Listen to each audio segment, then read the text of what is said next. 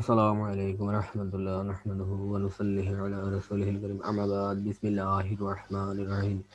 সুপ্রিয় শিক্ষার্থীবৃন্দ, এখন আমরা আলোচনা করব 14 সপ্তাহ সপ্তম শ্রেণী বিজ্ঞান অ্যাসাইনমেন্টের উত্তর নিয়ে। তোমাদের বিজ্ঞান অ্যাসাইনমেন্টের প্রথম একটি সৃজনশীল দেওয়ার পরের প্রথম প্রশ্ন হচ্ছে যে মৌলিক পদার্থ কাকে বলে?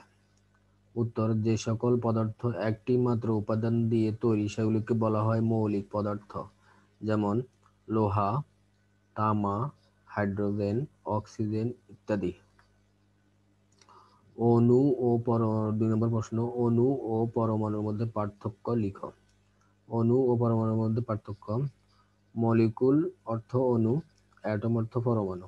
অণু যৌগিক পদার্থের একক, পরমাণু মৌলিক পদার্থের একক। 2 বা ততোধিক পরমাণু মিলে অণু গঠন করে। পদার্থের ক্ষুদ্রতম কণা হলো পরমাণু। অণু স্বাধীনভাবে থাকতে পারে, পরমাণু স্বাধীনভাবে থাকতে পারে না। হাইড্রোজেন ও অক্সিজেনের পরমাণু মিলে পানি গঠন করে।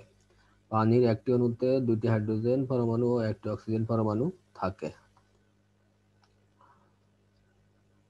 গ নম্বর প্রশ্ন, উদ্দীপকে উল্লেখিত পদার্থগুলোকে প্রতীক ও সংকেতের সাহায্যে প্রকাশ করে মৌলিক ও যৌগিক পদার্থ আলাদা করো। উদ্দীপকে উল্লেখিত মৌলিক পদার্থের প্রতীক ও সংকেত হলো অক্সিজেন, ক্লোরিন,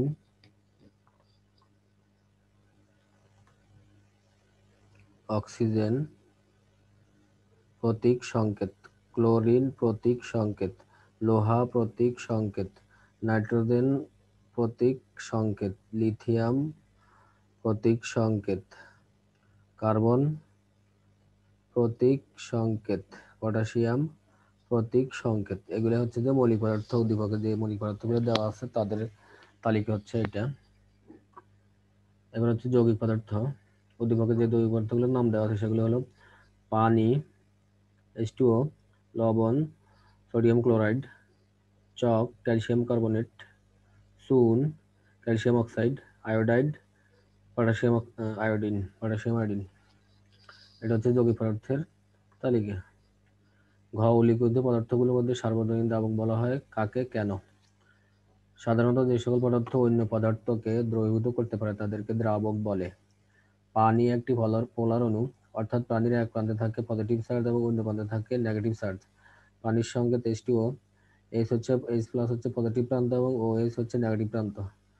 ফলে যে কোনো পদার্থের পজিটিভ প্রান্তের সাথে পানির নেগেটিভ OH এবং পদার্থের নেগেটিভ প্রান্তের সাথে পানির পজিটিভ প্রান্ত মিলে যৌগ গঠন করে, অর্থাৎ যৌগটি পানিতে দ্রবীভূত হয়। পানির এই পোলারিটির কারণে অধিকাংশ অজৈব যৌগই পানিতে দ্রবীভূত হয়। তাছাড়া যে সকল জৈব যৌগের পোলারিটি রয়েছে তারাও পানিতে দ্রবীভূত হয়, অর্থাৎ পানি জৈব ও অজৈব অধিকাংশ যৌগকেই দ্রবীভূত করতে পারে। এই জন্যই পানিকে সার্বজনীন দ্রাবক বলা হয়। সংক্ষিপ্ত প্রশ্ন একটা দেওয়া আছে তোমাদের শেষে, চিনিকে কেন যৌগিক পদার্থ বলা হয়? চিনির রাসায়নিক সংকেত হলো, এটা হচ্ছে চিনির রাসায়নিক সংকেত, অর্থাৎ চিনিতে রয়েছে কার্বন, হাইড্রোজেন ও অক্সিজেন, এই 3টি মৌলিক পদার্থ। আমরা জানি 2 বা ততোধিক মৌলিক পদার্থ একত্র হয়ে যৌগিক পদার্থ গঠন করে। চিনিও 3টি মৌলিক পদার্থ দ্বারা গঠিত হয়েছে, সুতরাং চিনি একটি যৌগিক পদার্থ। এই হচ্ছে তোমাদের সপ্তম শ্রেণীর বিজ্ঞান অ্যাসাইনমেন্টের উত্তর। তোমরা এর থেকে আরো ভালোভাবে সুন্দর করে সাজিয়ে গুছিয়ে লিখে জমা দিবে, তাহলে আশা করি ভালো মার্ক পাবে। পরবর্তীতে ইনশাল্লাহ আমরা আরো টপিক নিয়ে আসবো। সে পর্যন্ত সবাই ভালো থাকো, সুস্থ থাকো। আল্লাহ হাফেজ।